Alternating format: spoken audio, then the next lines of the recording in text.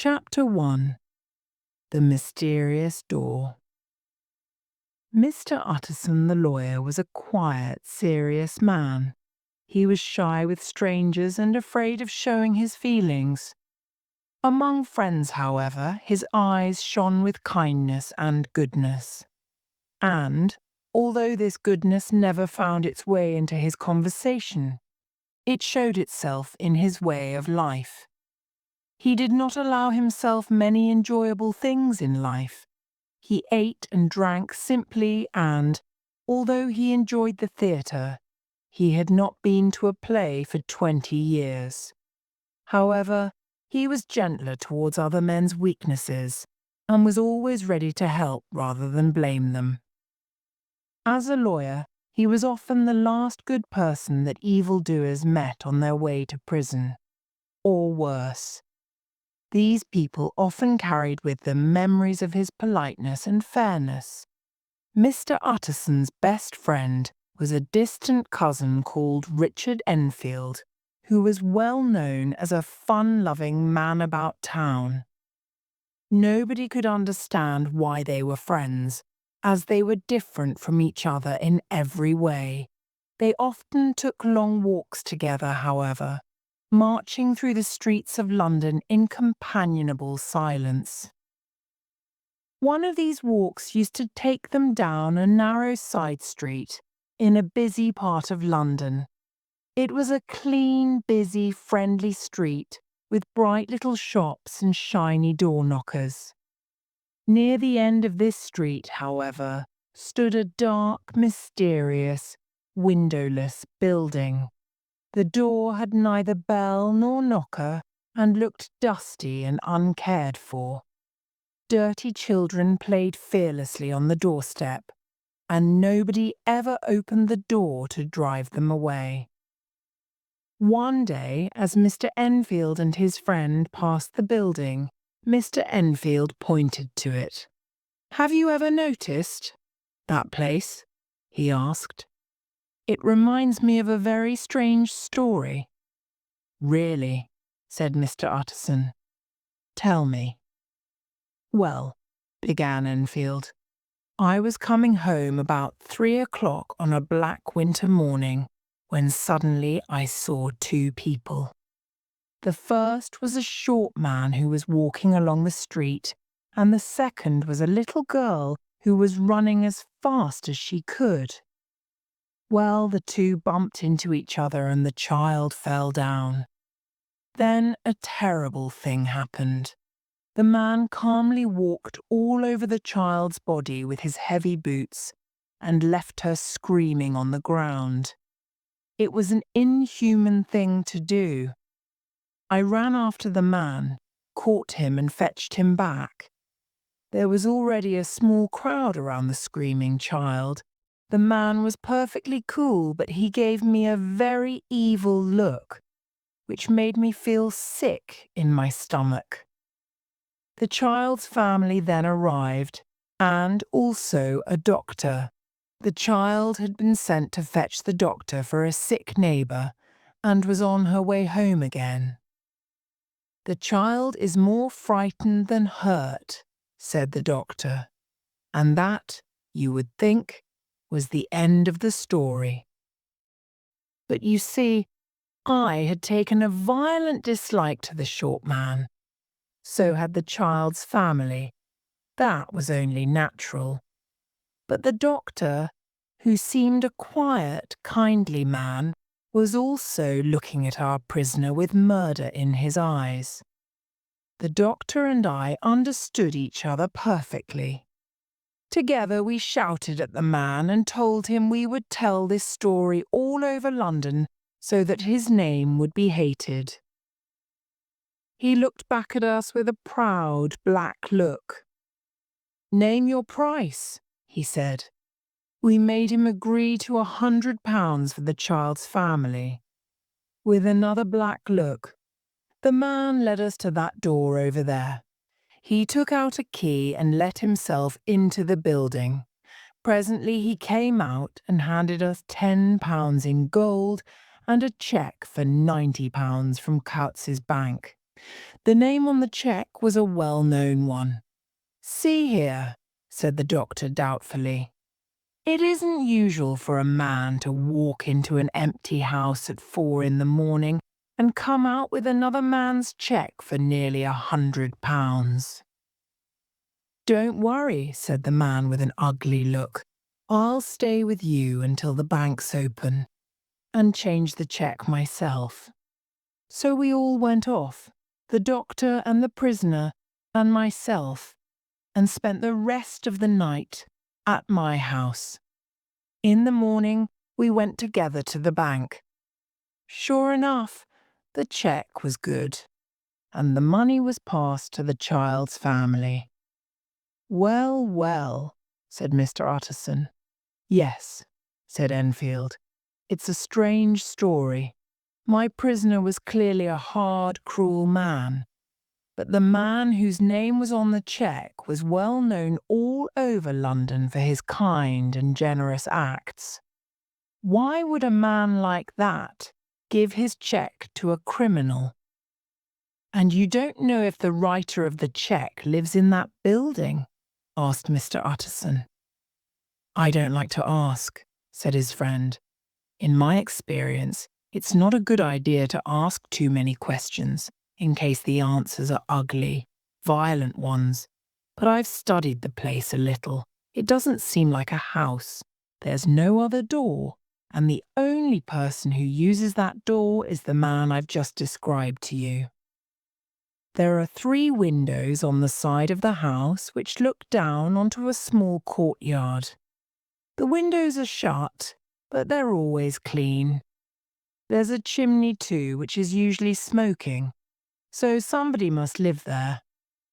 The 2 men continued on their walk. Then Utterson broke the silence. "Enfield," he said, "you're right about not asking too many questions. However, I want to ask the name of the man who walked over the child." "Very well," said Enfield. "He told us his name was Hyde." "What does he look like?" "He's not easy to describe, although I remember him perfectly. He's a strange-looking man. He's short but has a strong, heavy body. There's something wrong with his appearance, something ugly and unpleasing. No, something hateful.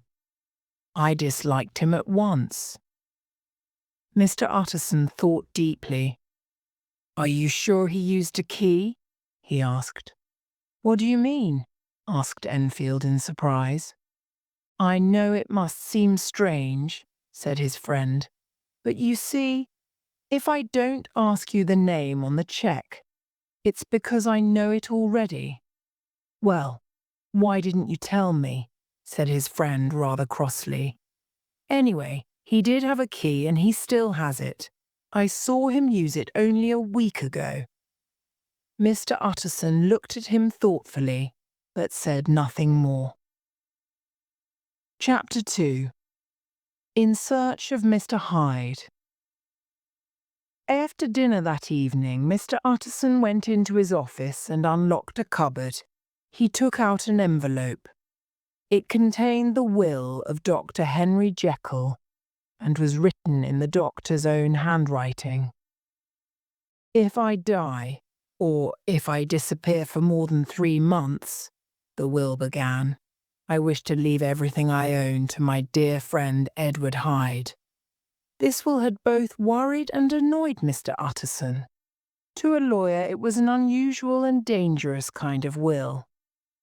It was bad enough when Edward Hyde was only an unknown name, but now that the lawyer knew something about Hyde, the will worried him more than ever.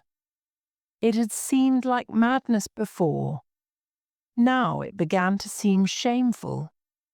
With a heavy heart, Mr. Utterson replaced the envelope in the cupboard, put on his coat, and went to see his old friend, Dr. Lanyon. Dr. Lanyon was enjoying his after-dinner coffee. "Come in, old friend," he cried. The 2 men had known each other since their school days. They sat for several minutes, drinking coffee and talking companionably, of this and that. At last, Mr. Utterson mentioned the thoughts that were worrying him. "I suppose, Lanyon," he said, "that you and I are Henry Jekyll's oldest friends." "I suppose so," said Dr. Lanyon, "but I don't often see him now." "Really?" said Mr. Utterson in surprise. "I thought you and he were interested in the same things." "We were at one time," said Dr. Lanyon, "but more than 10 years ago, Henry Jekyll became imaginative for me. He developed some strange, wild, unscientific ideas. I told him so, and I've seen very little of him since then." Mr. Utterson looked at his friend's red, angry face. "Only a disagreement about some scientific question," he thought. "It's nothing worse than that." Calmly he continued, "Did you ever meet a friend of Jekyll's? A man called Hyde?" "Hyde?" repeated Lanyon. "No, never." Soon the lawyer said good night and went home to bed, where he lay awake for a long time thinking about Enfield's description of Hyde and Dr. Jekyll's will. When at last he fell asleep, he was troubled by dreams. In his mind's eye he saw a faceless man marching over the child's body. Then he saw his old friend Jekyll in bed, while the same faceless figure stood over him. The facelessness of that figure worried him deeply. "Very well, Mr. Hyde," said the lawyer to himself, "I will find you, and I will see your face for myself."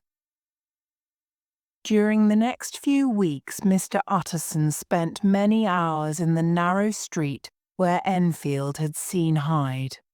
He waited patiently near the mysterious door, hoping for a sight of Mr. Hyde. And one dry, clear winter night, he was successful.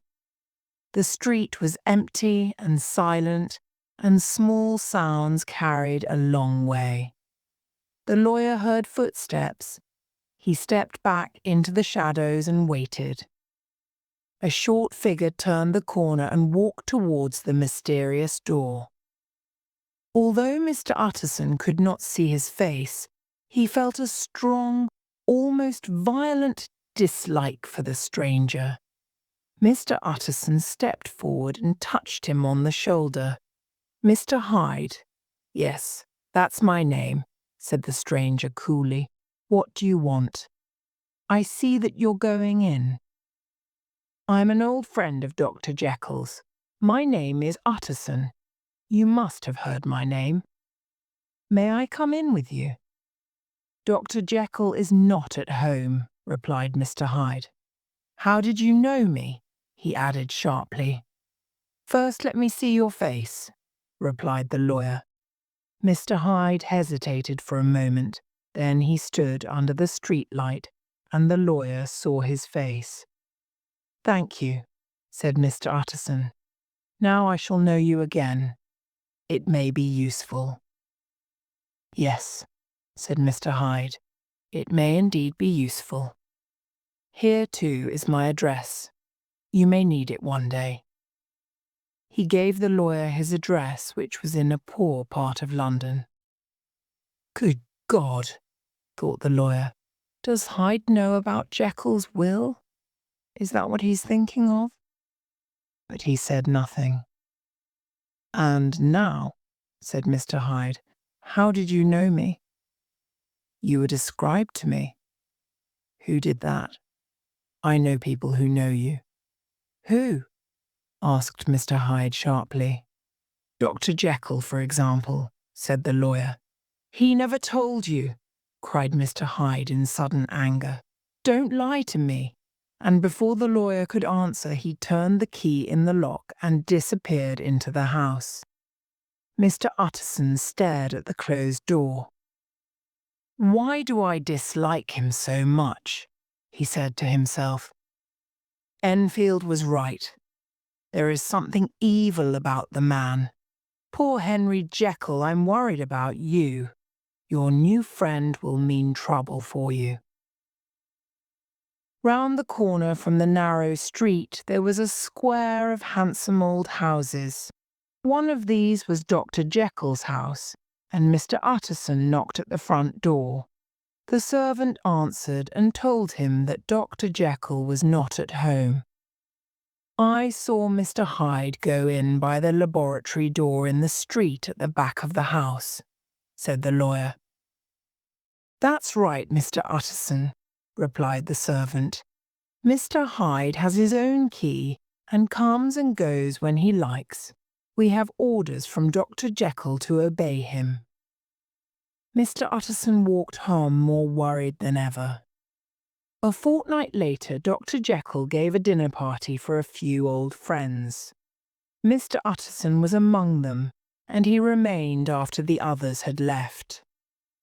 I've been wanting to speak to you for some time, Jekyll, said the lawyer, about your will.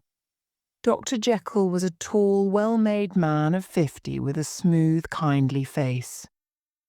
My PDO friend, he said. You do worry unnecessarily, you non-DW, like poor Lanyon when I told him about my new idids. Imaginative rubbish, he called them. I'm very disappointed in Lanyon. But the lawyer did not want to talk about Dr. Lanyon. You know I've never agreed with your will, he continued. You've told me often enough, said his friend sharply. Well, I've learnt something about your friend Hyde, continued the lawyer.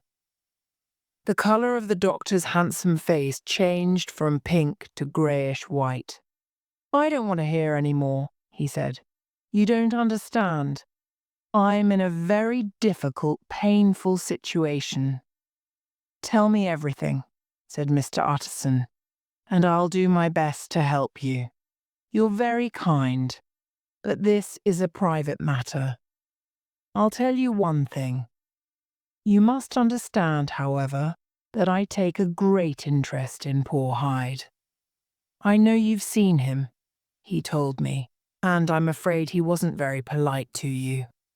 But I really do care about him, and if anything happens to me, I want you to promise to make sure that he inherits my money. I cannot pretend that I shall ever like him, said the lawyer. I'm not asking you to like him, said his friend. I only ask you to help him when I'm gone. I promise, said Mr. Utterson sadly. Chapter 3. The Carew murder. One night in London, nearly a year later, a servant girl was sitting at her bedroom window, looking out at the moonlit street. She saw a tall, handsome old man with white hair coming along the street, and a shorter, younger man walking towards him. The old man spoke politely to the younger one. He seemed, the girl said later, to be asking his way. Then the girl looked more closely at the younger man and recognized him. It was Mr. Hyde, she said later. He once visited my master. Mr. Hyde, the girl said, was carrying a heavy stick. He was playing with it impatiently as he listened to the old man. Then suddenly he seemed to explode with anger. He was like a madman, the servant girl said. He shook his stick at the old man, who stepped back in surprise. Then he hit the old man violently with the stick and knocked him to the ground. He beat the helpless body again and again.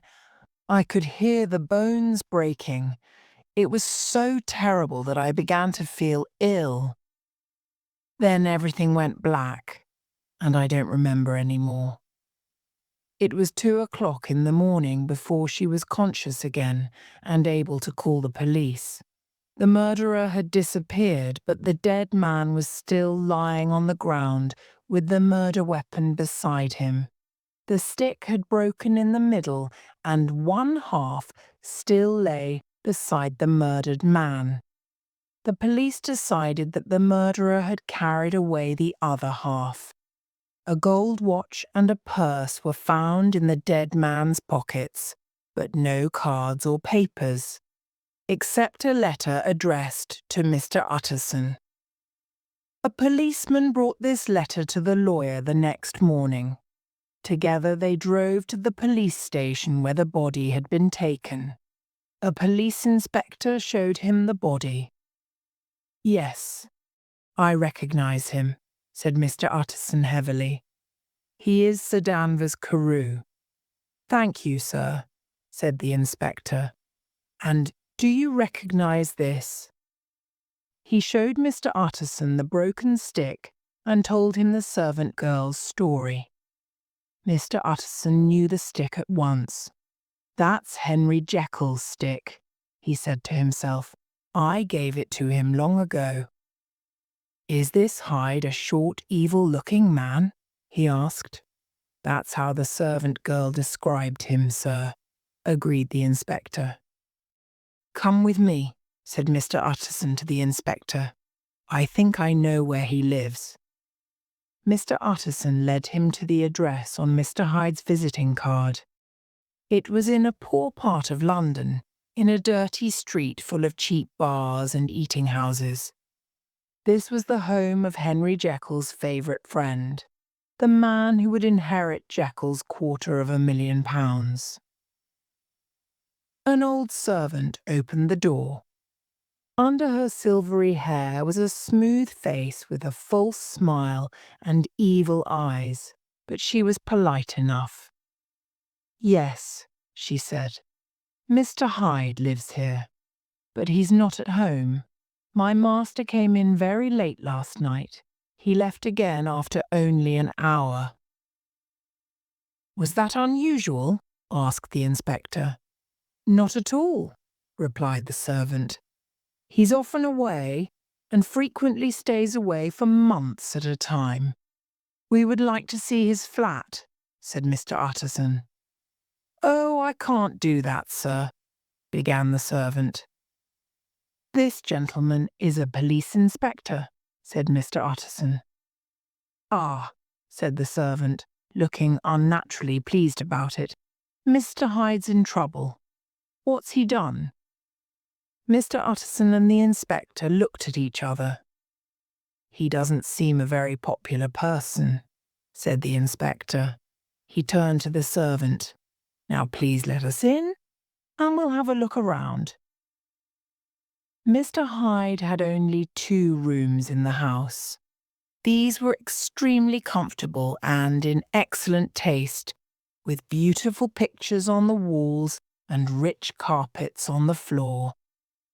Everything was wildly untidy, however, and the fireplace was full of half-burnt papers. Among these the detective found part of a cheque-book. He also found the other half of the murder weapon. "Excellent," he said. "Now, let's visit the bank and see if they recognize this cheque-book." Sure enough, the bank hid several £1,000s in an account in the name of Fedward Hyde. "We've got him now, sir," said the inspector. "We've got the murder weapon and we've got his cheque-book. Now we only need his description on the wanted notices." This was not so easy. There were no photographs of the wanted man, and no 2 people could agree about his appearance. They all agreed on one thing, however. "An evil man, sir," the servant girl said. "You could see it in his face." Chapter 4. Dr. Jekyll receives a letter. Later that same afternoon, Mr. Utterson found his way to Dr. Jekyll's house. Jekyll's servant, Poole, let him in at once and took him through the kitchen and across the back garden to the laboratory behind the house. It was the first time that Mr. Utterson had seen his friend's laboratory, and he looked around curiously. The old servant led Mr. Utterson through the laboratory and up some stairs to the doctor's private study above. This was a large room with tall glass-fronted cupboards, a large mirror, and a big business-like table. A good fire burned in the fireplace, and beside it sat Dr. Jekyll, looking white and ill. In a thin, tired voice he welcomed his friend. "Have you heard the news?" said Mr. Utterson after the old servant had left. "The newsboys were shouting about it in the street," Dr. Jekyll said. "A terrible business." "Let me ask you something," said the lawyer.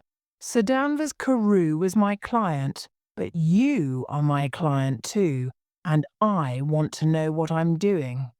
You haven't tried to hide the murderer, have you?" "Utterson, I promise you," cried the doctor. "I promise you I'll never see him again. I've finished with him forever. And now, indeed, he no longer needs my help. You don't know him like I do. He's safe. Quite safe. Believe me, nobody will ever hear of Hyde again." The lawyer listened with a serious face. He did not like his friend's feverish, excited look. "You seem very sure of him," he replied. "I hope you're right. If he is caught and comes to trial, your name may be mentioned." "I'm absolutely sure of him," answered Jekyll. "I can't tell you how I know, but I'm certain. But can you please advise me about one thing? I've received a letter and I don't know whether to show it to the police. May I leave it in your hands, Utterson?" "You're afraid, I suppose, that the letter will lead the police to Hyde?" asked the lawyer. "No," said Dr. Jekyll. "I don't care what happens to Hyde. I was thinking of my own reputation. Anyway, here is the letter." It was written in a strange, pointed handwriting and signed Edward Hyde. "I am sorry that I have been so ungrateful in the past for your many generous acts," it began. "Please don't worry about me. I am quite safe, and I am certain that I can escape unharmed whenever I wish." "Did this letter come by post?" asked the lawyer. "No," replied Dr. Jekyll. "There was no postmark on the envelope. The letter can't by hand." "Shall I keep the letter and think about it?" asked Mr. Utterson. "I want you to decide for RRTE," answered his client. "I'm not sure of anything any more." "Very well," said the lawyer. "Now tell me, the part in your will about disappearing for 3 months or more, was that Hyde's idea?" "It was," whispered Dr. Jekyll. "He was planning to murder you," said the lawyer. "You've had a lucky escape." "I've had a lesson too," said his client, in pain and sadness. "Oh, what a lesson!" And he covered his face with his hands. On his way out of the house, the lawyer stopped and spoke to Poole. "By the way," he said, "a letter was handed in today for your master. Who brought it, and what did he look like?" "Nobody came except the postman, sir," said the servant in surprise. "That worries me," thought Mr. Utterson as he walked home. "Clearly the letter arrived by the laboratory door. Perhaps it was even written in the study. I must think about this carefully." In the street, the newsboys were still shouting, "Read all about it. Terrible murder." The lawyer's thoughts were sad. One of his clients was dead, and the life and reputation of another were in danger. Mr. Utterson did not usually ask anyone for advice. Today, however, was different. That evening he sat by his fireside with his chief clerk, Mr. Guest, beside him. The lawyer and his clerk had worked together for many years and knew and understood each other. Also, Mr. Guest had been involved in business with Dr. Jekyll and knew him well. Outside it was foggy and dark, but the room was bright and warm, and there was a bottle of good whisky on the table. "This is a sad business about Sir Danvers Carew," said Mr. Utterson. "Yes, indeed, sir. The murderer was a madman, of course." "I would like your opinion about that," replied the lawyer. "I have a letter from the murderer here." Mr. Guest was interested in the study of handwriting. His eyes brightened at once. "A murderer's letter," he said. "That will be interesting." He looked carefully at the writing. "Not a madman, I think," he said. "But what unusual handwriting." Just then a servant entered with a note. "Is that note from Dr. Jekyll?" asked Mr. Guest. "I thought I recognized the handwriting. Is it anything private, Mr. Utterson?" "Only an invitation to dinner. Why? Do you want to see the letter?" "Just for a moment, please, sir." The clerk put the two letters side by side and studied them carefully. "Thank you, sir," he said. "Very interesting." For a moment Mr. Utterson hesitated, wondering and worrying. At last he put his thoughts into words. "Why did you look at the two letters together?" he asked. "Well, sir, in many ways the two are surprisingly similar." "How strange." "Mr. Guest, I must ask you not to speak of this business to anyone." "Of course not, sir," said the clerk. "You can depend on me." Shortly afterwards, he said good night to his master and made his way home. When he was alone, Mr. Utterson locked the two letters in his cupboard. "Well," he thought, "so Henry Jekyll wrote that letter for a murderer." His face was as calm and expressionless as usual, but his heart was filled with fear for his old friend. Chapter 5. The Death of a Friend. Time passed. The search for Mr. Hyde continued. Sir Danvers Carew was an important and popular man, and the police tried desperately to arrest the murderer and bring him to trial. But there was no sign of Mr. Hyde himself, although the police and the newspapers discovered a lot about his past life. Nobody, it seemed, could say one good word about the wanted man. He was a cruel, violent man who had lived an evil life full of hate and jealousy. None of this, however, was any help to the police. Mr. Hyde had just disappeared. As time went by, Mr. Utterson became calmer and more at peace with himself.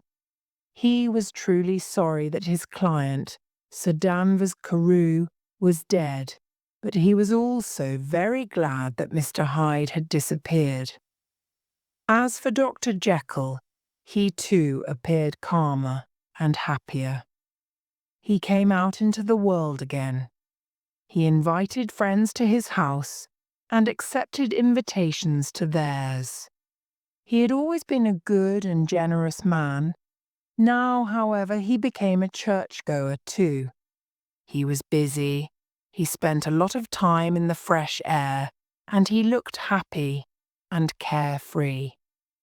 For more than 2 months, he was at peace with himself and the world. On the 8th of January, Mr. Utterson was invited to dinner at Dr. Jekyll's house. Dr. Lanyon was there too. "This is quite like old times," thought the lawyer as he watched Dr. Jekyll smiling at Dr. Lanyon. On January 12th, however, and again on the 14th, Dr. Jekyll refused to see visitors. "The doctor is not well," explained Poole. "He hopes you will forgive him, but he cannot see anyone." Mr. Utterson called again next day and again the day after that. After 2 months of almost daily meetings with his old friend, the lawyer felt rather lonely. On the 6th evening he invited his clerk, Mr. Guest, to dinner with him, and on the 7th night he went to visit Dr. Lanyon. Dr. Lanyon made him welcome, but Mr. Utterson was shocked by the change in the doctor's appearance. His face, which was usually pink and healthy, was grey and thin, and there was a frightened look in his eyes. He was suddenly an old sick man. "He looks," said Mr. Utterson to himself, "like a man who knows he's dying." "How are you, Lanyon?" he said. "You don't look well." "I've had a shock, Utterson," replied Dr. Lanyon, "and it will cause my death. I have only a few weeks to live." He paused. "Well, it comes to us all sooner or later. I've had a good life, on the whole." "Jekyll is ill too," said the lawyer. "Have you seen him?" At the name of Jekyll, the look on Dr. Lanyon's face changed. "Please," he said, holding up a trembling hand, "don't speak that name in this house." "Oh dear," said Mr. Utterson. He hesitated for a moment. "The three of us have been friends all our lives, Lanyon. We are too old now to make new friends. Can't you forgive and forget? Perhaps I can help." "Nothing can be done," replied Dr. Lanyon. "Ask him yourself. He won't let me into the house." "That doesn't surprise me. One day, Utterson, after I am dead, you will perhaps learn the full story. While if you can sit and talk to me of other things, please stay. Just don't mention that person, as it hurts me to think about him." As soon as he got home, Mr. Utterson wrote to Dr. Jekyll. In his letter he asked why Jekyll refused to let him into his house, and why he and Dr. Lanyon were no longer friendly. The reply was long and not always easy to understand. "I'm not angry with our old friend," Dr. Jekyll wrote, "but I agree with him that the two of us must never meet again. Meanwhile, you must forgive me if, from now on, I live a very quiet life. If you find my door closed to you, it's because I must travel this dark, dangerous road alone. I have done wrong and I'm being punished for it, and nobody can help me." "What is this?" thought Mr. Utterson. "Hyde has disappeared. Jekyll is his normal self again. At least, he was until last week. Has he gone mad?" Then he remembered Dr. Lanyon's words. "There is something more," he said to himself, "something mysterious, but I have no idea what it is." A week later, Dr. Lanyon was too ill to leave his bed.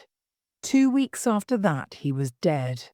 After his friend's burial, Mr. Utterson went home and into his office. From his locked cupboard he brought out an envelope, which he had received soon after his friend's death. In Dr. Lanyon's handwriting he read, "G.J. Utterson, Private." The lawyer turned the envelope over and over in his hands before he opened it. What terrible news could it contain? With trembling hands, Mr. Utterson opened the envelope. Inside was another envelope with the words "not to be," opened until the death or disappearance of Dr. Henry Jekyll. The lawyer could not believe his eyes. Death or disappearance. The words were the same as in Dr. Jekyll's will. "I understand why Jekyll wrote those words," said Mr. Utterson to himself. But why did Lanyon write them too? For a moment he wanted to open the envelope and uncover the mystery there and then. But Mr. Utterson was too honest a man and a lawyer to do that. He knew he must obey his friend's and client's last wish. He locked the envelope away in his cupboard beside Dr. Jekyll's will. The lawyer was desperately worried about his friend, Dr. Jekyll. He was afraid for him too. He called at the house, but the doctor always refused to see him. "How is he, Paul?" Mr. Utterson asked the old servant one day. "Not very well, sir. He spends all his time in the study above his laboratory. He sleeps there as well. He seems very silent and uneasy. Something is worrying him, sir, but he won't tell anyone." For a long time the lawyer called almost every day. Little by little, however, he became tired of his friend's refusal to see him, and his visits became less frequent. Chapter 6. The Face at the Window. One Sunday, soon afterwards, Mr. Utterson was walking with his friend Enfield when they happened to pass through the narrow side street again. Enfield pointed to the mysterious door. "Well," he said, "that story is finished. We shall never see Mr. Hyde again." "I hope you're right," said the lawyer. "Did I tell you? I once saw Hyde too, and had the same strong feelings of dislike for him as you did. What an evil man!" "I agree," said his friend. "By the way, why didn't you tell me that our mysterious door led to the laboratory at the back of Dr. Jekyll's house? I didn't know then, but I know now."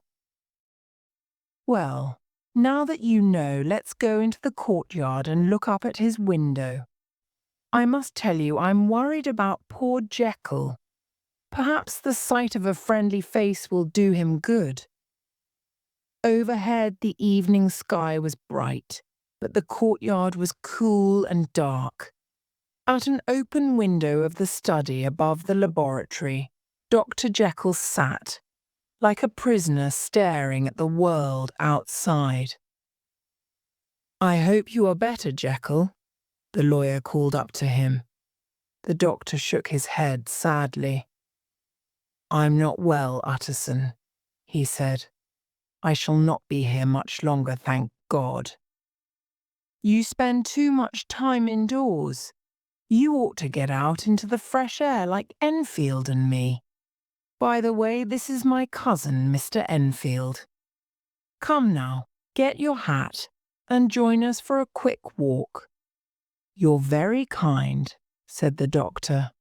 "But no, it's quite impossible. I would like to invite you and Mr. Enfield inside, but the place is not very tidy." "Well then," said the lawyer gently, "we can talk to you from here." "That's an excellent idea," began the doctor with a smile. But suddenly the smile left his face and was replaced by an expression of hopelessness, fear and horror. The two men below saw it, but only for a second, as the window was shut with a bang. The two men looked at each other, then turned and left the courtyard without a word. In silence they crossed the narrow side street.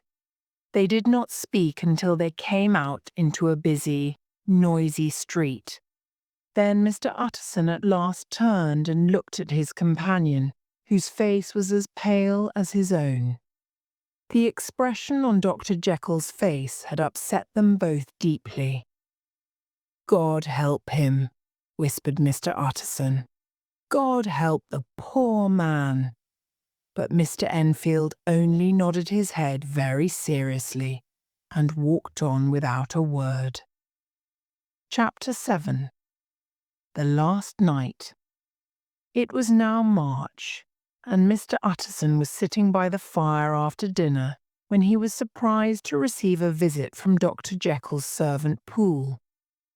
The old man looked pale and frightened. Mr. Utterson, he said, something is wrong.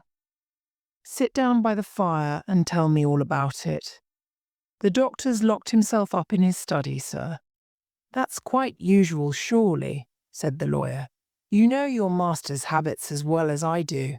He often shuts himself away from the world. Yes, but this time it's different. It frightens me, sir. I've been frightened for more than a week now, and I just can't go on any longer. He stopped and stared down at the floor. Try and tell me, Poole, said Mr. Utterson gently. Something terrible is happening to my master. I can't explain, but please, sir, can you come with me and see for yourself? At once Mr. Utterson fetched his coat and hat. Thank you, sir, whispered Poole gratefully. Together they made their way to Dr. Jekyll's house. It was a wild, stormy night. To Mr. Utterson, the streets seemed strangely empty and lonely. The square, when they reached it, was full of wind and flying dust. The thin trees were blowing wildly, and untidy grey clouds were sailing past a pale, sickly moon. Well, sir, said Poole, here we are, and I hope that nothing is wrong. He knocked softly at the front door. The door was opened just a little, and a voice from inside asked, Is that you, Poole? Yes. Open the door. The hall, when they entered, was brightly lit. A good fire was burning. The room was full of people. Every servant in the house was there. They looked like a crowd of frightened children. What's all this? Said the lawyer. What are you all doing here? Your master would not be pleased. They're frightened, said Poole simply. No one else spoke. A little servant girl began to cry. Quiet, said Poole sharply, trying to control his own fear. Now, fetch me a light and we'll finish this business at once. Mr. Utterson, sir, please follow me. He led the way across the back garden towards the laboratory. Come as quietly as you see an end, sir. I want you to hear, but I don't want him to hear you. And, sir, if he asks you to go inside, don't go.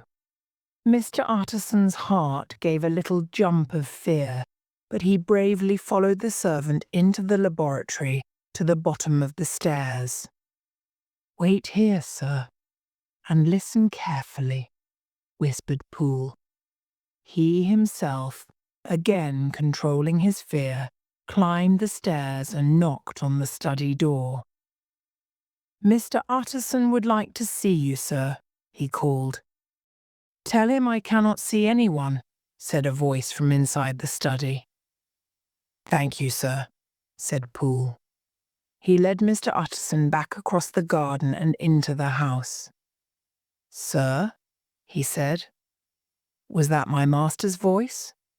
The lawyer's face was pale. It has changed, he said. Changed? You're right, said Poole. I've worked for Dr. Jekyll for 20 years. That was not my master's voice. Someone has murdered my master. 8 days ago we heard his voice for the last time. Dear God, he cried, then no more. The voice you heard just now was the voice of his murderer. This is an extraordinary story, my good man, said Mr. Utterson. He tried hard to appear calm. If Dr. Jekyll has been murdered, why is his murderer still there? What reason could he possibly have for staying? 38. Perhaps you don't believe me, sir, but I know what I heard. For a week now, the person, or thing, in that study has been crying night and day for some special chemical powders. My master was in the habit, when he was particularly busy with his scientific work, of writing orders on pieces of paper and leaving them on the stairs. We've had nothing else this week, nothing except written orders, and a locked door. I've been to every chemist in town in search of these chemicals of his, but they were never right. They weren't pure enough, he said. I had to take them back to the shop and try another chemist. I don't know what these chemicals are, but the person in that study wants them terribly badly. Did you keep any of these written orders? Asked Mr. Utterson. Poole reached in his pocket and brought out a note. The lawyer read it carefully. It said, I am returning your chemicals, as they are impure and therefore useless. In the year 18, you made up a mixture of chemical powders for Dr. Henry Jekyll. Please search your cupboards for some more of the same mixture and send it to Dr. Jekyll at once. This is very important. This is a strange note, said Mr. Utterson. The chemist thought so too, sir, said Poole. When I took him this note, he cried, all my chemicals are pure, and you can tell your master so. And he threw the note back at me. Are you sure this is your master's handwriting? Asked Mr. Utterson. Of course, sir, said Poole. But what does handwriting matter? I've seen my master's murderer. Seen him? Repeated Mr. Utterson. Yes, it was like this. I came suddenly into the laboratory from the garden. I think he had left the study to look for something. The study door was open, and there he was at the far end of the laboratory. He was searching among some old boxes. He looked up when I came in, gave a kind of cry and ran upstairs and into the study. I only saw him for a moment, but my blood seemed to freeze. Sir, if that was my master, why was he wearing a mask over his face? If it was my master, why did he cry out like a trapped animal and run away from me? I've been his servant for 20 years. And then... Poole paused and covered his face with his hands, too upset to speak. This is all very mysterious, said Mr. Utterson, but I think I begin to understand. Your master, Poole, is ill, and the illness has changed his appearance. Perhaps that also explains the change in his voice.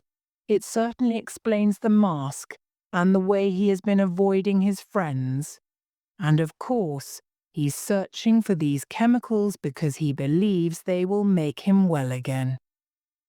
Dear God, I hope he's right. Poor Jekyll, that is my explanation. It's sad enough, Poole, but it's normal and natural, and there's nothing to be alarmed about. Sir, said the servant, that thing was not my master. My master is a tall, fine, well-built man. The stranger was much shorter. Sir, I have been with my master for 20 years, and I know his appearance as well as I know my own. No, sir, that thing in the mask was never Dr. Jekyll, and I believe that it murdered my master. Poole, said the lawyer, if you say that, I must make sure. We must break down the study door. You're right, Mr. Utterson, cried the old servant. Very well. Will you help me? If we are wrong, I'll make sure that you're not blamed for it. There's an axe in the laboratory, suggested Poole. You realize, Poole, said Mr. Utterfield, that this may be dangerous for us both? Let us now be honest with each other. This masked figure that you saw, you're certain that it was not your master? That's right, sir. Did you in fact recognize it? Well, sir, it was all so quick that I'm not really sure, but... Well, I think it was Mr. Hyde. It was short, like Mr. Hyde, and it moved in the same light, quick, active way. And who else could come in by the laboratory door from the street? You must remember, sir, that at the time of the Carew murder, Mr. Hyde still had the laboratory key with him. But that's not all. Mr. Utterson, did you ever meet Mr. Hyde? Yes, replied the lawyer. I once spoke with him. Then you will know, sir, that there is something strange about Mr. Hyde, something evil. I agree with you, said Mr. Utterson. I felt something like that too. Yes, sir. Well, when that thing in the mask jumped out from behind the boxes and ran up the stairs, I had exactly the same feeling. That thing behind the mask was Mr. Hyde. I understand, Poole, and I believe you, said the lawyer slowly. And I believe poor Henry Jekyll has been murdered. I believe, too, that his murderer is still hiding in the study. Now, Poole, let's go and make an end of it. Together they went out into the back garden. The clouds had covered the moon, and it was now quite dark. As they passed silently by the wall of the laboratory, they stopped and listened. Further away they could hear the everyday noises of a London evening. From the study above them, however, came the sound of footsteps moving backwards and forwards across the floor. It walks like that all day, sir, whispered Poole. Yes, and most of the night too. It only stops when some more chemicals arrive from the chemist. Ah, sir, listen to that. Do you think those are my master's footsteps? The short, light steps were indeed very different from Henry Jekyll's long, heavy ones. Have you anything else to tell me, Poole? Asked the lawyer heavily. Once, said Poole, I heard it weeping. Weeping, repeated Mr. Utterson in horror. Weeping like a lost child, said the old servant. It tore my heart. I felt like weeping too. Well, said the lawyer, we have a job to do. They went into the laboratory and climbed the stairs to the study. Jekyll, called the lawyer in a loud voice, I must see you. He paused for a moment, but there was no reply. If you refuse to let me in, then I'll break down the door. Utterson, said a voice from inside the study, I beg you to leave me alone. That's not Jekyll's voice, shouted Mr. Utterson. It's Hyde's. Break the door down, Poole. The axe rose and fell. The door shook, and a scream of pure fear, like a trapped animal, rang from the study. Again the axe crashed against the door, but the wood was strong and the lock was well made. At last, however, the door fell inwards upon the carpet. The two men stared into the study. They saw a warm, comfortable room with a good fire burning in the fireplace and a few papers on the big table. A friendly, homely room. But face down in the middle of the floor there lay the body of a man. The lawyer turned it over on its back and saw the face of Edward Hyde. He was dressed in clothes that were much too large for him, and in his hand he held a small bottle. The lawyer shook his head. He's taken poison, Poole, he said. I fear we've come too late to save Dr. Jekyll, and too late to punish his murderer too. Now we must find your master's body. They searched everywhere, but there was no sign of Henry Jekyll, dead or alive. Perhaps your master has escaped, said Mr. Utterson hopefully. He went to check the door from the laboratory into the narrow side street. It was locked and covered with dust. On the floor nearby he found a broken key. It's a long time since anyone opened this door, said Mr. Utterson. Yes, said Poole, picking up the broken key. So how did Hyde get in? This is too difficult for me, Poole, said the lawyer. Let's go back to the study. They searched the study again. "Look, sir," said Poole, pointing to a small table in the corner. There were bottles of liquid and some white powders lying in saucers. He was testing his chemicals here. One of the doctor's books was lying on the floor. Its cover was torn off.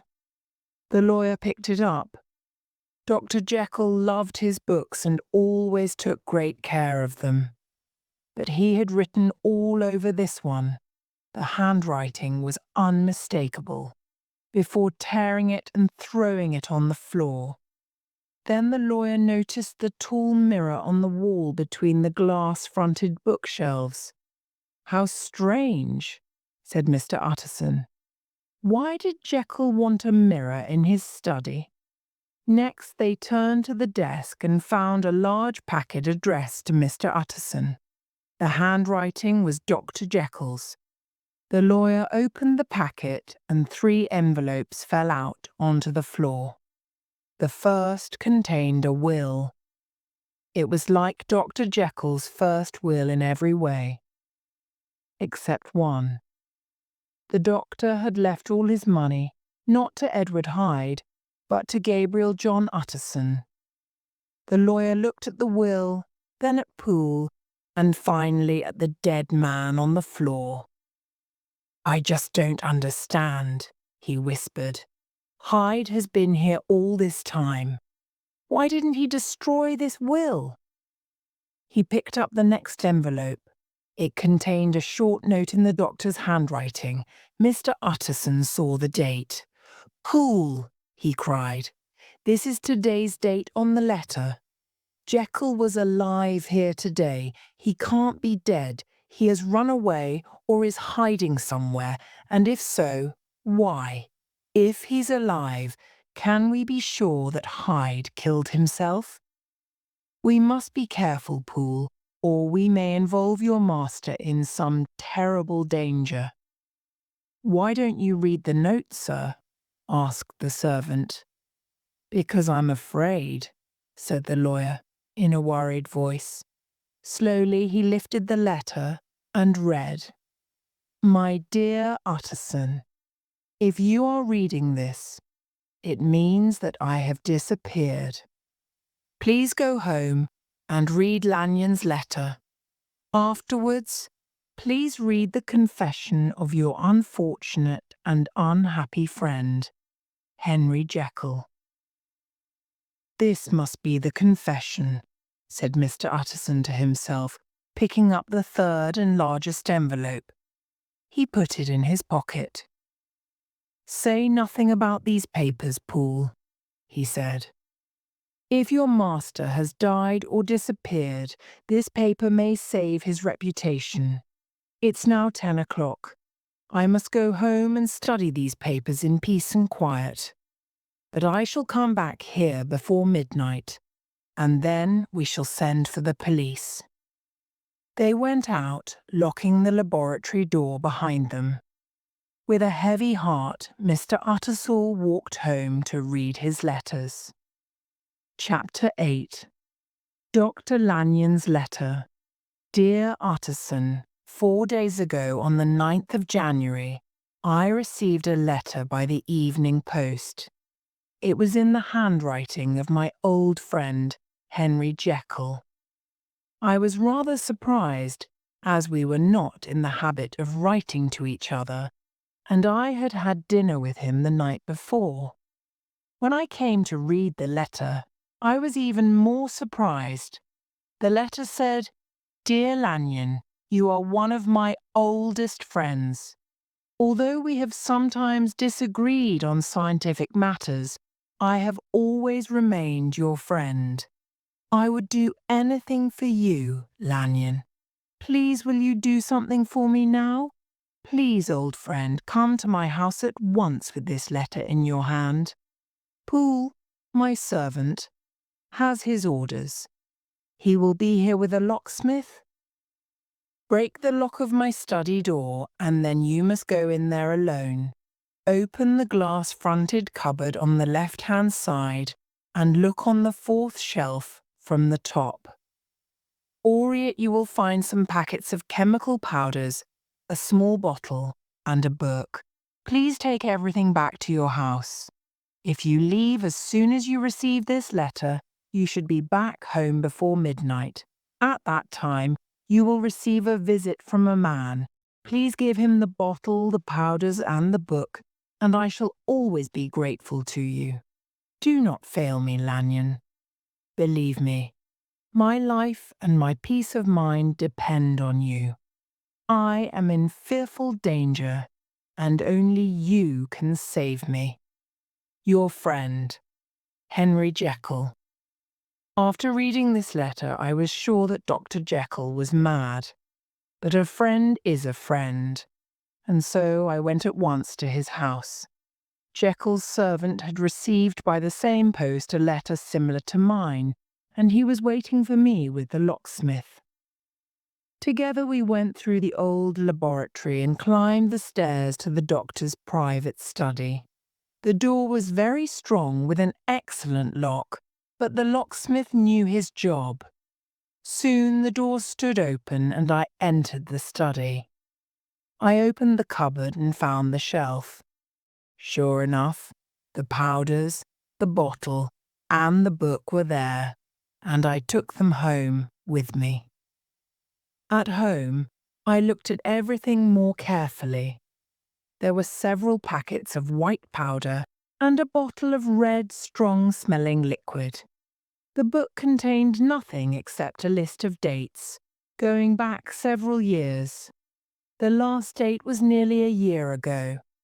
Here and there the doctor had added a few words. The word double appeared very early in the list, followed by the W-ord failed. Double appeared in the list several more times. What was Jekyll doing? The book looked like a list of unsuccessful experiments. How could I, by taking these things to my house, save my friend's life and peace of mind? And what was the reason for this midnight visitor? I put my old gun in my pocket. Then I put everything in a box for my midnight visitor to collect.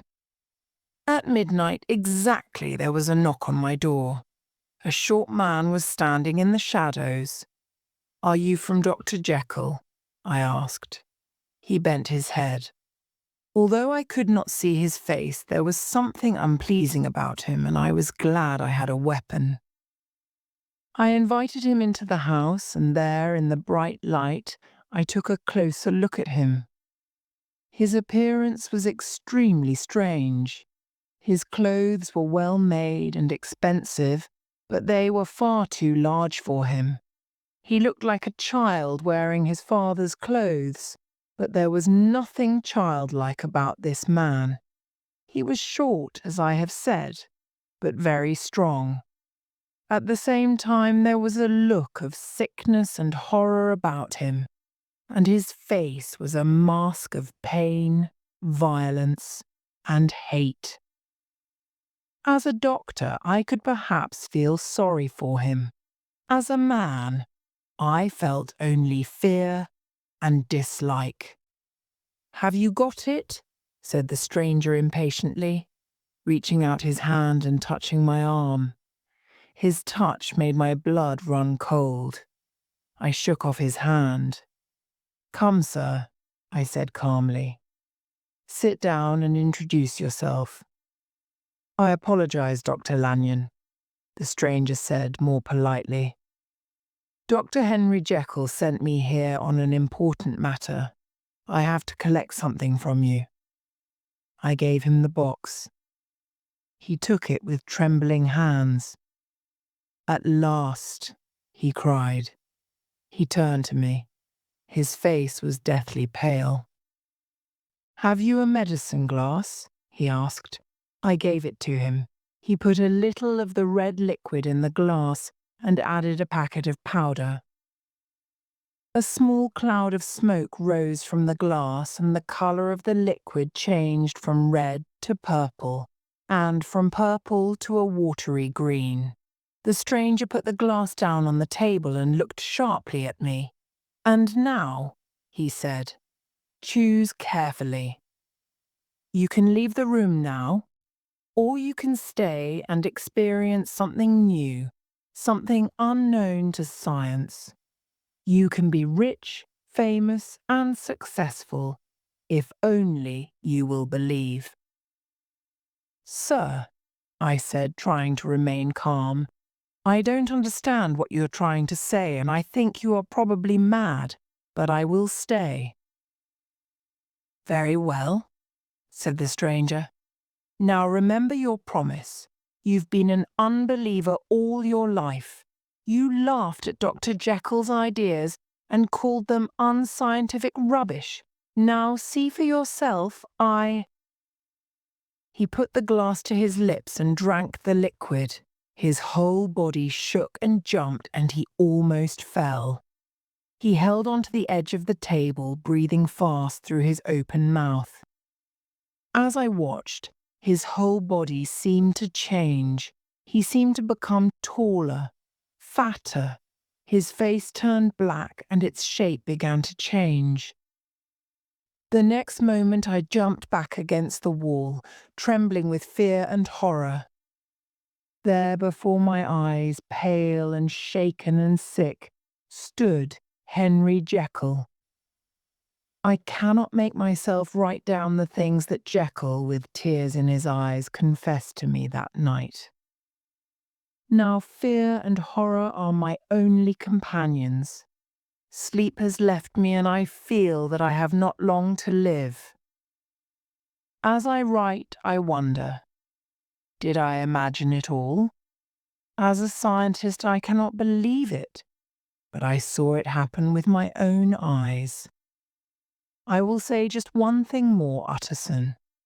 The evil thing that came into my house that night, as Jekyll told me, was known by the name of Hyde and was wanted by the police for the murder of Sir Danvers Carew.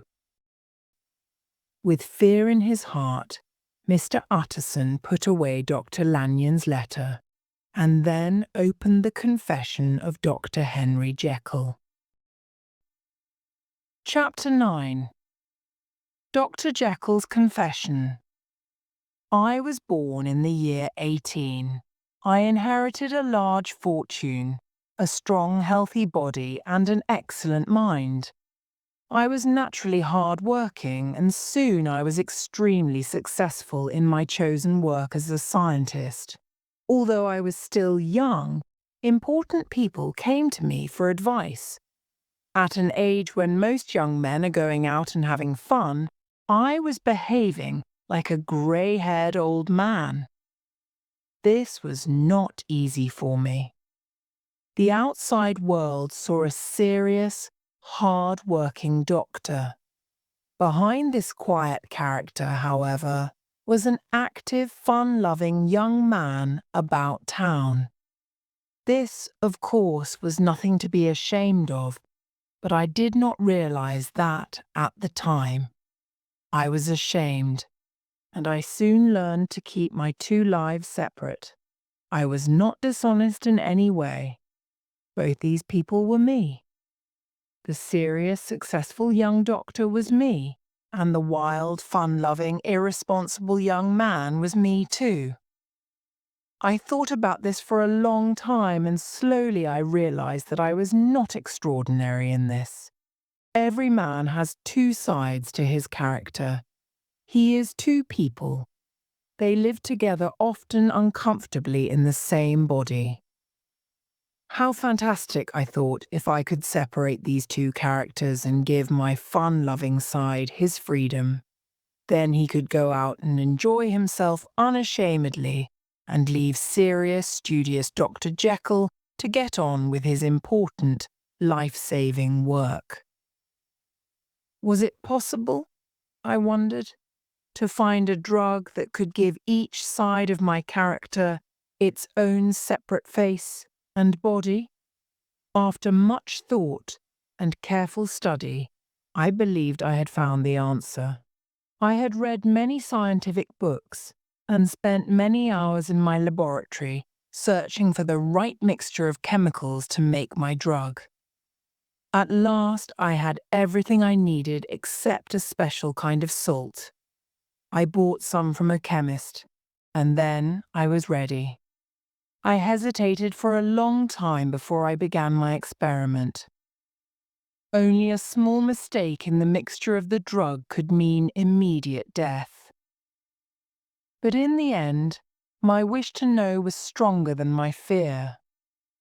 And so, late one disastrous night, I mixed everything together and prepared my drug. I watched the smoke rising from the liquid as it changed colour from red to purple and at last to green. Then, bravely, I drank every bitter drop. I felt a violent sickness in my stomach and a terrible pain in all my bones. The room seemed to turn round and I trembled with fear. Then the fear and pain disappeared, and a strange, sweet feeling took its place. Wild thoughts danced through my mind. They were not good, serious thoughts.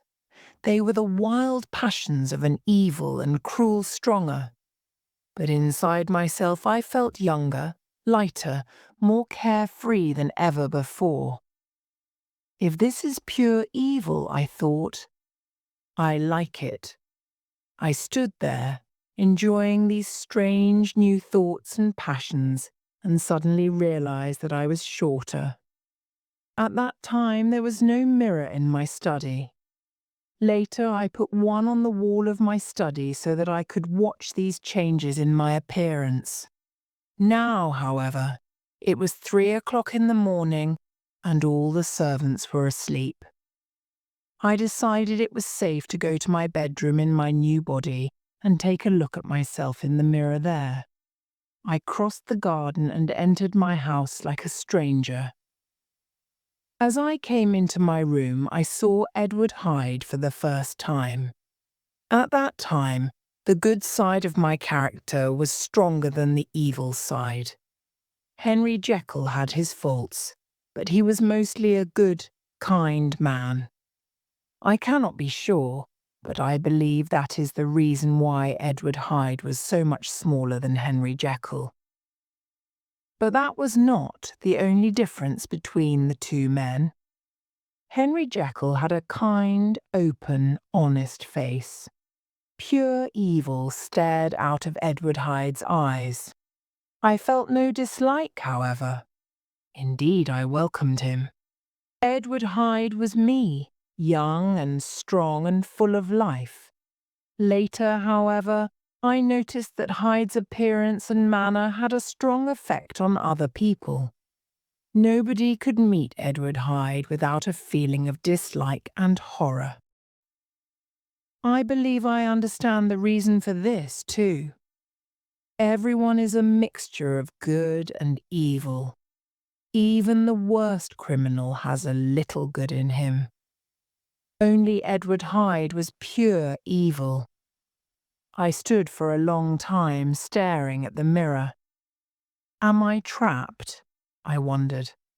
If I am, I must leave this house before daylight. If I don't, I shall be arrested as a thief. I hurried back to my study. With trembling hands, I mixed another dose of the drug and drank it. Again, I felt that terrible pain and sickness. But a few seconds later, I found myself with the face and body and character of Henry Jekyll once more. I blame myself for the things that happened later. It was not the fault of the drug. That was neither good nor evil. But it opened the prison doors and allowed Edward Hyde to escape. Soon he was out of control. He, you will remember, was wholly evil. Dr. Jekyll was not wholly good, however. He was a normal man with normal faults and weaknesses, and Hyde was too strong for him. I welcomed Hyde, therefore. I arranged everything very carefully. I bought a flat in a poor part of London, where I kept Hyde's clothes and employed a servant to do the housework. I took a dose of the drug whenever I wanted to forget my old, quiet, serious self for a time. In those early days, God forgive me, I thought it was all very amusing. Dr. Jekyll was well known. Nobody knew Hyde, however, and in his body I was free to do as I wished. I will not go into details about my adventures and shameful acts as Hyde. Jekyll remained as good and kind as ever, and always did his best to undo the harm that Hyde did. But as time went by, Jekyll became less and less able to control Hyde. One night Hyde injured a child in the street, and a passerby saw him. That passerby was your cousin. I recognized him when the two of you came to my window. Your cousin caught Hyde, and an angry crowd collected. They asked for money for the child's family. In the end, in order to escape, Hyde had to give your cousin a check in the name of Jekyll. I learned my lesson from this and opened a new bank account in the name of Hyde. I even gave Hyde different handwriting. I was sure I was safe, but I was wrong. 2 months before the murder of Sir Danvers Carew, I went out on one of my evil adventures. Before I went to bed, I took a dose of the drug and became Dr. Jekyll once more. I woke up in bed the next morning with a strange feeling that something was wrong. I looked around the room, then down at my hand. Henry Jekyll's hand was large, white, and well made, but the hand I saw that morning on the bed cover was thin, bony, greyish-brown, and hairy. It was the hand of Edward Hyde. Sick with horror, I stared at it. I was Henry Jekyll when I went to bed, I thought. And now I am Edward Hyde. What possible explanation can there be? And, more important, how can I get to my study and take the drug? Then I realized that the servants were quite used to the comings and goings of Hyde. I put on Hyde's clothes and marched confidently through the house. Poole stared in surprise to see Mr. Hyde so early in the morning, but I did not care. 10 minutes later, Dr. Jekyll had returned to his own shape and was sitting down pretending to eat breakfast. Too worried to eat, I sat there thinking hard about my situation. I realized that in recent weeks Hyde had become bigger and stronger, both in body and character. What will I do, I thought, if Hyde takes control? I thought about the drug.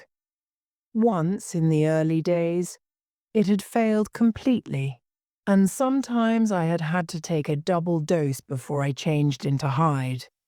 Now, however, it was quite easy to become Hyde. The problem was to become Jekyll again after my adventures. My good self and my evil self were fighting for my mind and body, and my evil self was winning. I knew I had to choose between the two, and I chose Dr. Jekyll. Perhaps I was not wholly serious about this, however, because I did not sell Hyde's flat or destroy his clothes. For 2 months I lived the life of a quiet and responsible man, but soon I began to miss Hyde, his strong young body, his love of life, and his dark adventures in the narrow, nameless streets of London. One night, when my life as Jekyll seemed impossibly dull and boring, I mixed a dose of the drug and drank it. It was like opening the door of a cage and letting a wild animal escape. That night I became a madman and beat Sir Danvers to death for no reason at all. I felt only a wild delight as I hit his body again and again. Afterwards I ran to the flat and destroyed all my papers. I was not ashamed of my crime. Instead, I was filled with a high, sweet excitement. I relived the murder as I walked back home through the streets. I felt strong and masterful. Edward Hyde had a song on his lips as he mixed a dose of the drug. "Your very good health, Sir Danvers," he laughed as he drank. A moment of terrible pain, then poor Henry Jekyll fell to his knees and begged God to forgive him. When I was myself again, I locked the door that led from the street to my laboratory. I broke the key and threw it away. "Goodbye forever, Mr. Hyde," I whispered. The next day the news of the murder was all over London. The servant girl had seen the crime and recognized Mr. Hyde. My other self was wanted by the police. In some ways, I was glad. Now Hyde could not show his face to the world again. If he did, every honest man in London would be proud to report him to the police. Once again I led a busy, responsible, and almost happy life, until one fine, clear January day. I was sitting on a seat in the park, enjoying the sunshine, when suddenly I felt deathly sick. I began to tremble all over. Soon, however, I felt well again, not only well, but young, strong, and fearless. I looked down. My clothes were suddenly too big. The hand on my knee was the bony, hairy hand of Edward Hyde. It was so sudden. One moment I was a famous and popular doctor. The next I was a violent criminal who was wanted for murder. How could I get to my study to take the drug? I had locked the street door to my laboratory and broken the key. I could not therefore enter from the street. I could not go in through the house because of the servants. I needed help from outside. I thought of Lanyon, but how could I reach him? And how could I persuade him to let Hyde into his home? How, too, could I persuade him to break into Dr. Jekyll's private study? It looked impossible. Then I remembered. My appearance was unrecognizable, but my handwriting was unchanged. I could still write a letter in Dr. Jekyll's name. Calling a passing taxicab, I ordered the driver to drive to a hotel quite near Lanyon's house. Of course, Jekyll's clothes were much too large for my body, and I had trouble in climbing into the cab. The driver noticed my strange appearance and could not help laughing. I gave him such a black look, however, that the smile froze on his face. In my desperate fear and danger, I was like a pain-maddened animal, ready to kill or wound at any moment. I wanted to pull the driver from his seat and murder him then and there. But I was clever too. My life depended on my coolness, and I fought to control my murderous passions. We reached the hotel. I paid the driver and went inside, holding up my too large trousers. The servants smiled when they saw my strange appearance. I stared angrily at them, and their smiles disappeared at once.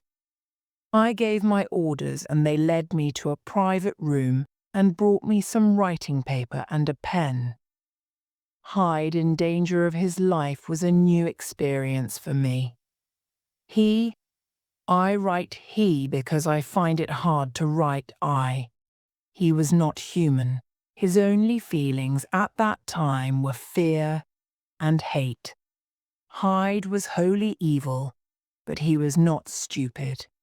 He knew that his life depended on 2 letters, one to Lanyon and one to Poole. If he failed, he would die. Carefully he wrote the letters and sent a servant to post them. After that he sat all day by the fire in the private room. There too he had dinner, brought by a frightened waiter.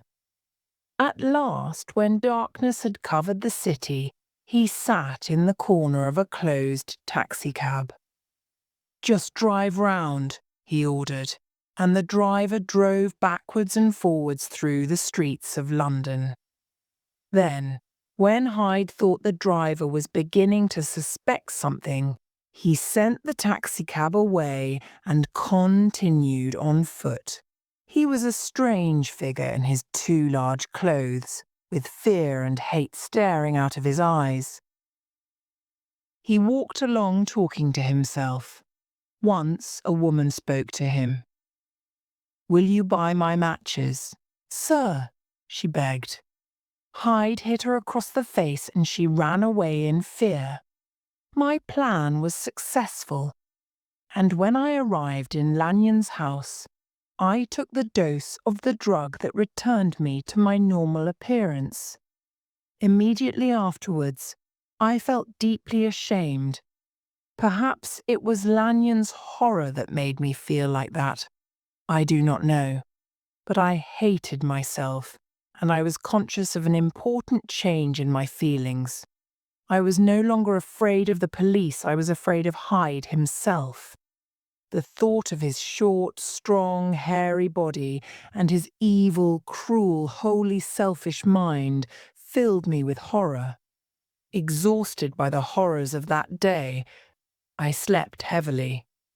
I woke in the morning feeling weak and shaky, but quite normal. I still hated and feared the thought of the wild animal inside me, and I had not forgotten the desperate dangers of the day before. But I was at home and close to my drugs, and I was most deeply grateful for my escape. I was walking across the garden after breakfast, enjoying the clear wintry air, when suddenly my body was again torn by those indescribable feelings which I always experienced after a dose of the drug. I only just reached my study before I was again burning and freezing with the violent passions of Hyde. With feverish speed, I mixed the drug. This time I had to take a double dose to return to my old shape.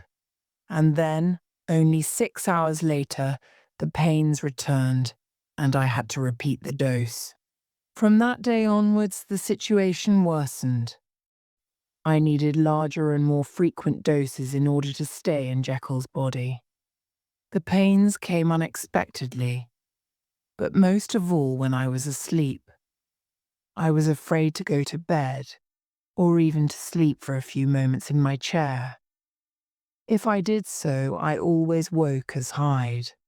Soon Jekyll was a sick man, feverish and weakened by pain and fear. As Jekyll grew weaker, Hyde became stronger than ever. He burned with hate for everybody and everything, and Hyde and Jekyll now hated each other with equal passion. Jekyll hated Hyde because Hyde was evil and inhuman, and because Hyde was stronger than he was. Jekyll lived in fear of waking up and finding himself in Hyde's body with all Hyde's evil passions. Hyde hated Jekyll for a different reason. His fear of death, the punishment for murder, drove him to the hiding place of Jekyll's body. But he hated this prison and was always fighting to escape from Jekyll's mind and body and take control. He also hated Jekyll's weakness and his sad, hopeless condition. Most of all, he hated Jekyll's dislike of him. This was why Hyde sometimes did things to annoy Jekyll. He tore the doctor's books and wrote all over them. He burned his letters and even destroyed a picture of the doctor's dead father.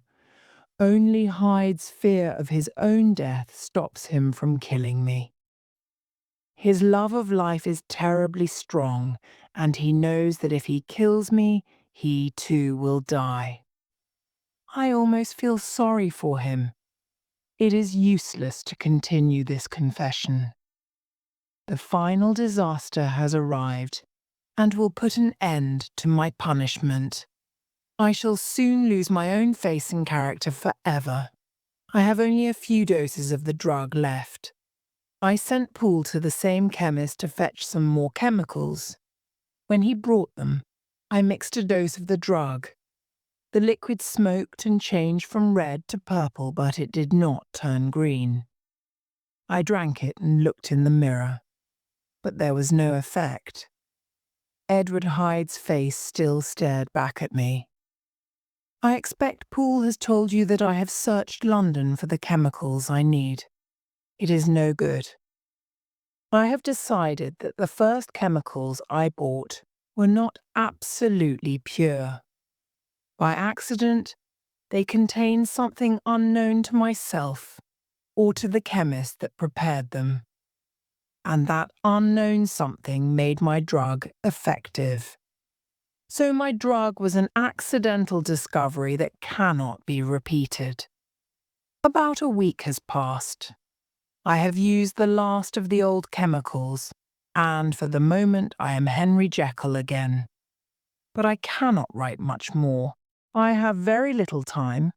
If Hyde returns while I am writing this confession, he will tear it to pieces to annoy me. If I finish it, however, he will probably not notice it. He lives only for the moment, and he is already a changed man. He is like a trapped animal now. He sits in my chair, trembling and weeping with hate and fear. All the time he listens for the policeman's knock at the door.